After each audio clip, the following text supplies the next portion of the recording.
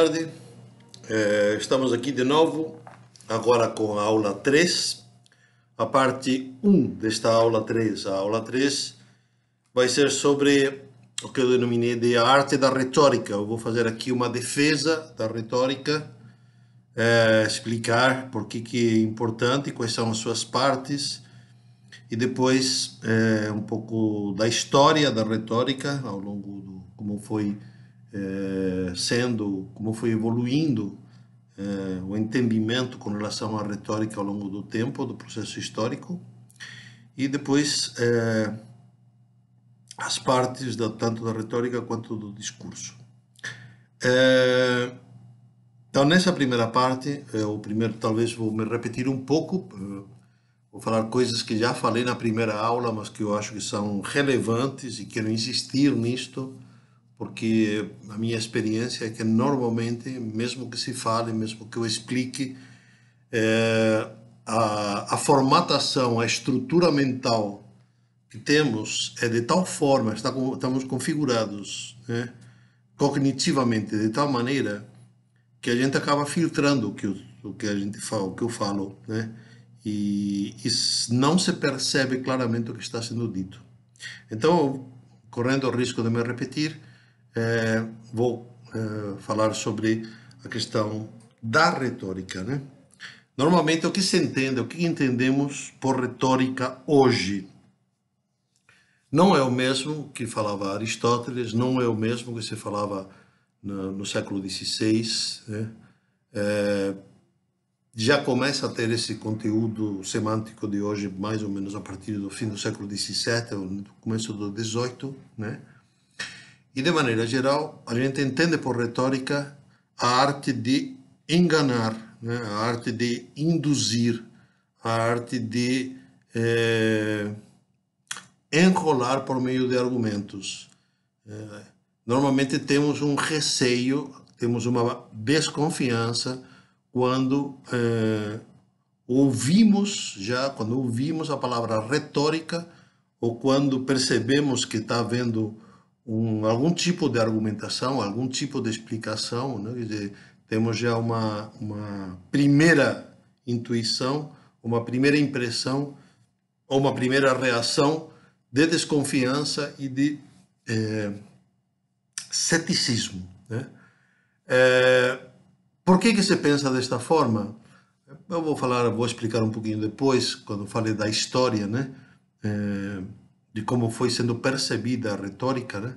Mas principalmente, me parece que a gente tem esse receio provocado por uma forma de pensamento, né? Que vem da tradição cartesiana, né?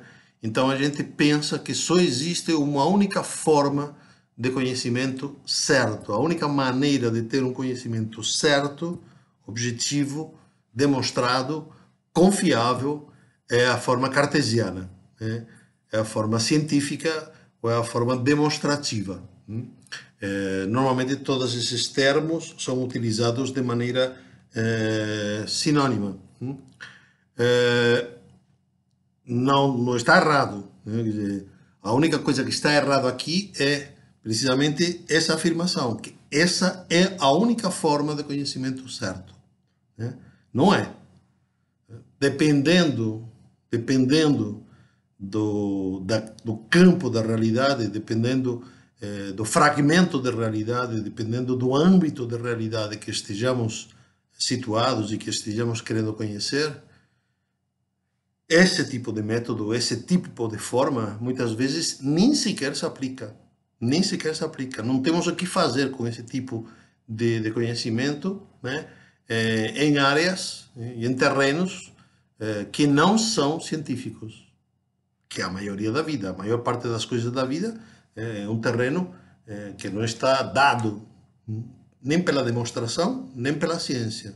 Por exemplo, sei lá, como é que eu sei, né, que posso confiar em alguém? Como é que eu sei que a pessoa não vai me trair? Como é que eu sei que esse método, essas relações sociais, ou esse programa partidário vai dar certo? Como é que eu sei se eu amo alguém? Como que eu sei se o quanto que eu devo amar? Como é que eu sei quanto tempo que posso ficar no celular sem criar dependência? Sei lá, posso continuar aqui falando temas profundamente humanos, né? Como é que eu sei se eu estou sendo realmente uma pessoa humana? Né? Se eu estou tendo reações e sentimentos humanos, se eu não sou um cara frio, gélido, cético, cínico. Está parecendo Super Trump, isso daqui. Para quem não saiba quem é Super Trump e o que tem a ver com isto que eu acabo de dizer, tem que procurar a música Lógica ao Som. Então, esses campos, esses terrenos de realidade, eles não podem ser compreendidos, eles não podem ser conhecidos pelo método científico. O método científico praticamente dá conta de uns 20% da nossa realidade, da nossa vida. 80% da vida está fora desse método. E aí, o que acontece? Não temos nada. Temos a retórica. Né? Tem outros métodos também, né? Mas eu estou falando aqui, estou fazendo a defesa da retórica. Temos a retórica. A retórica, diz Aristóteles, né? É a arte de convencer, a arte de persuadir por argumentos, fundamentados em argumentos. Não é uma arte de convencer ou persuadir enganando. Isso é uma retórica falsa, isso é uma retórica errada. Pode acontecer, mas também a ciência pode nos levar ao engano. Né? Então, até agora não sabemos mesmo como fazer com a vacina. Se a vacina vai funcionar ou não vai funcionar, se vai dar certo ou se vai dar errado. Então, o conhecimento científico também não é assim 100% eficaz. Então, precisa passar muito tempo, às vezes precisa passar muitas décadas, às vezes precisa passar um século para que um conhecimento científico se consolide. Né? Mas, enfim, estávamos falando da retórica. A retórica é a arte de convencer, né, alguém por meio de uma fundamentação argumentada, por meio de uma série de argumentos que não dão certeza de 100%, mas dão uma certeza suficiente, dão uma certeza razoável, dão uma certeza moral de que aquilo que conhecemos, né, provavelmente é verdadeiro. Provavelmente é verdade. Pode não ser, existe o risco de não ser, mas há uma forte garantia de ser verdadeiro. Então, normalmente na área da ciência, né, se diz, né, que nós vivemos ou trabalhamos com demonstrações. E na área da retórica, nós trabalhamos com argumentações. As argumentações estão baseadas sempre não em postulados, como a ciência, né? A ciência normalmente parte de postulados, a geometria, a matemática, parte de postulados e de hipóteses, né? Que já estão comprovados e que são os fundamentos sobre os quais se faz a ciência geométrica, ou a ciência aritmética, ou algebraica, né? Mas os argumentos partem de opiniões, opiniões que não são chutes, opiniões que são pensamentos, afirmações, negações, né, sobre a realidade, ou sobre os fatos, ou sobre as situações, né, mas com uma forma, com uma maneira de fazer argumentativa. Né?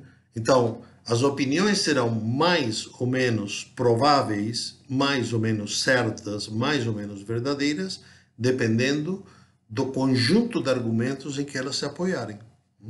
Se se apoiam simplesmente num palpite, se se apoiam simplesmente num gosto, né, num capricho, né, essa opinião não tem fundamento nenhum. Mas há muitas opiniões muito bem fundamentadas.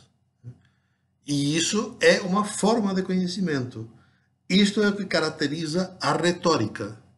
Esta forma de aceder, de chegar na realidade, né, e de falar sobre a realidade é a arte da retórica. Nós temos três grandes elementos, vamos chamar assim, né, que são, Aristóteles chamava de provas, né? São três grandes elementos que aparecem em qualquer discussão ou discurso retórico, inclusive, principalmente isso se manifesta claramente no discurso oral, mas também no discurso textual também se verifica, né, essas provas, esses elementos que dão força à retórica, dão força à argumentação. Quais são esses três elementos? Vou falar em grego porque é assim que normalmente se fala e é assim que normalmente são conhecidos. O logos, o ethos e o pathos. Logos, ethos, pathos. O que é o logos? O logos é... Perdão, antes de falar de cada um deles, sempre se encontram os três elementos, ou sempre deveriam ser encontrados os três elementos em qualquer argumentação que pretende convencer. Se pode dar mais importância a um do que a outro. Normalmente se dá mais importância a um do que a outro, mas o que verdadeiramente dá força ao discurso é que esses elementos estejam bem equilibrados, bem relacionados, dependendo do assunto e dependendo do auditório, com quem se queira falar, né? E dependendo da pessoa que está fazendo o discurso, está escrevendo o texto.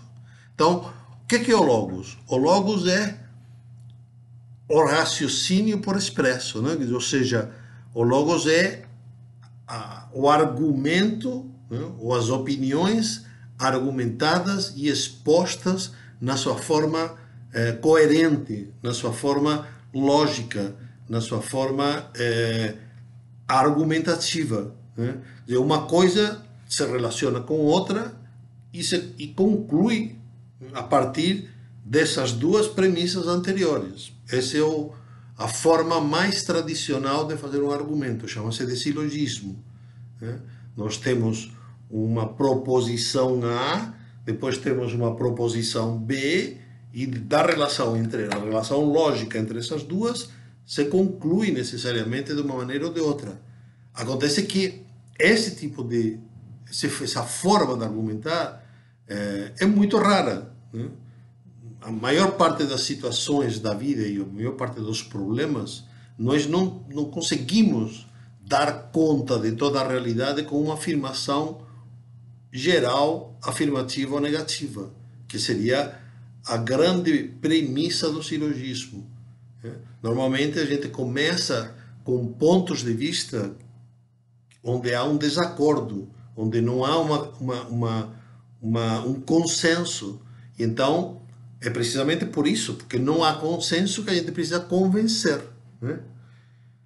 Então, voltamos. O logos tem a ver com a coerência interna do discurso, do texto. Não pode ser um logos, não existe logos irracional. Ou então, a irracionalidade do logos destrói a força do argumento, né? Acaba com o próprio sistema de retórica, com a própria arte da retórica.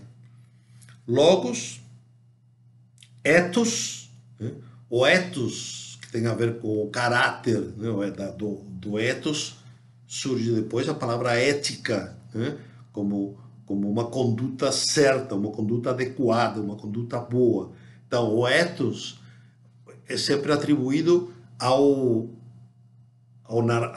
a pessoa que faz o discurso, né? A pessoa que escreve o texto, né? Quer dizer, e muitas vezes não se dá importância ao ethos, né? Precisa ver quem é que está escrevendo, precisa ver os compromissos ideológicos de quem está escrevendo, precisa ver a posição política ou a posição historiográfica da pessoa que está escrevendo. Precisa saber, né, qual é o seu caráter, a sua ética, né, a sua conduta, a sua moralidade, né? No caso de um político é muito fácil, né? Quer dizer, dependendo de quem esteja falando, ele já carrega, né, uma forte credibilidade ou uma forte descrença. E isto é normal, isto é da natureza humana. Quer dizer, para convencer uma pessoa que não tem, vamos dizer assim, qualidade moral, ou uma pessoa que não goza de uma credibilidade, ou em termos políticos, uma pessoa que está queimada, né, não vai ter, não vai ter força para convencer, mesmo que o seu discurso seja bom, mesmo que o seu logos seja muito coerente. Então, muitas vezes, em algumas situações, é muito melhor procurar alguém novo, né? No mundo político é muito fácil isso, né? Um desconhecido, né? Em situações como as que estamos vivendo, né? É isso que aconteceu. Infelizmente, é isso que aconteceu. Começa um processo de desgaste, de descrença com relação aos políticos, e qualquer um que chega, qualquer aventureiro que aparece, qualquer um que ninguém conhece, que não tem compromisso com ninguém, acaba levando os votos, não pelo discurso, né, mas pela credibilidade que ele goza, que depois é queimada, né? E claro, se além da credibilidade, ou seja, não há nada contra ele, o discurso é forte e coerente, então tem muito mais peso de convencimento, né? Mas, claro, eu estou falando dos argumentos, estou dando exemplos políticos, e o exemplo político é precisamente aquele que é o pior exemplo, né? Vocês me desculpem, mas é aquele que sempre a gente fica com a sensação de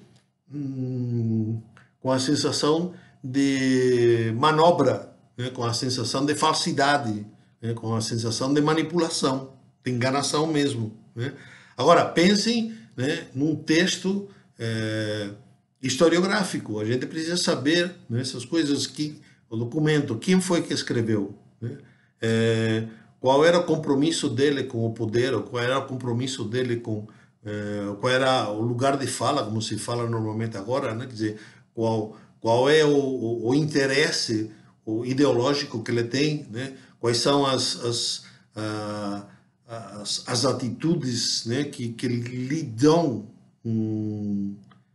credibilidade, né, à sua fala, né? Então, tudo isso contribui, né?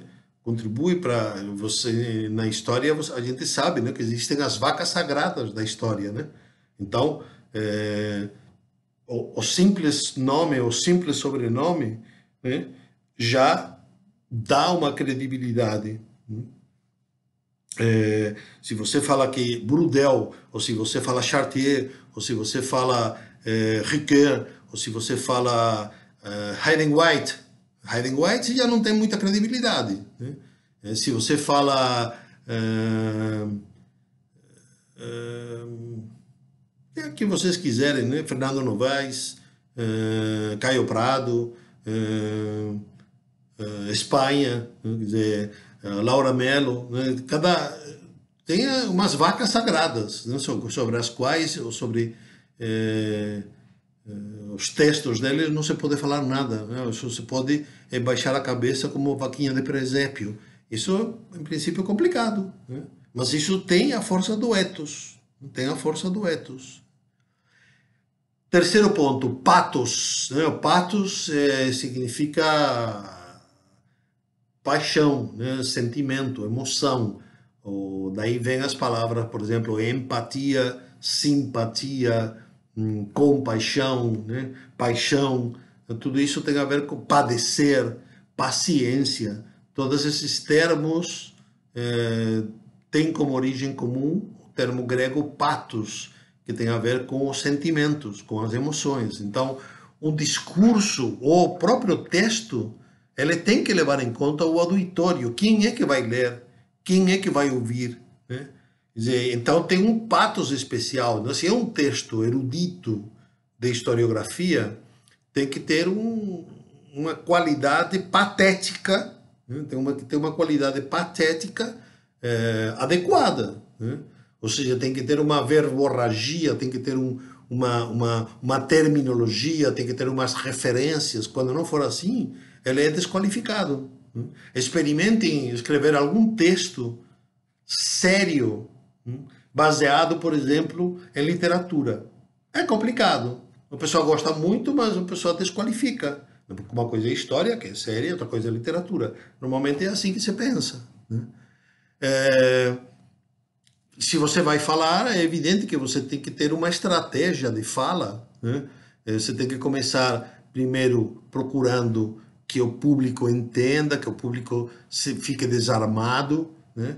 E você tem que chegar num clímax, tem que ir colocando pouco a pouco a opinião contrária. Se você sabe que você vai contestar uma opinião qualificada, uma opinião hegemônica, que está muito bem consolidada, você não pode ir de chofre. Ou então, se você vai de chofre, tem que pensar bem se é para ir mesmo de chofre, né? Ou talvez seja melhor ir pouco a pouco, né? Até que você chegue num momento de clímax. Vejam, tudo isto são características da natureza humana quando se exprime, quando fala, quando dá os seus argumentos. Tudo isto pode ser manipulado e é por isso que a gente tem muito receio, né? Mas tudo isto pode ser também muito bom, e a história, ela é retórica, e quando a gente conhece bem e trabalha bem, né, a retórica, e principalmente esses três aspectos do texto e do discurso, o logos, o ethos e o pathos, o texto que a gente escreve, o discurso que a gente faz, convence. Convence, não é que engana, convence.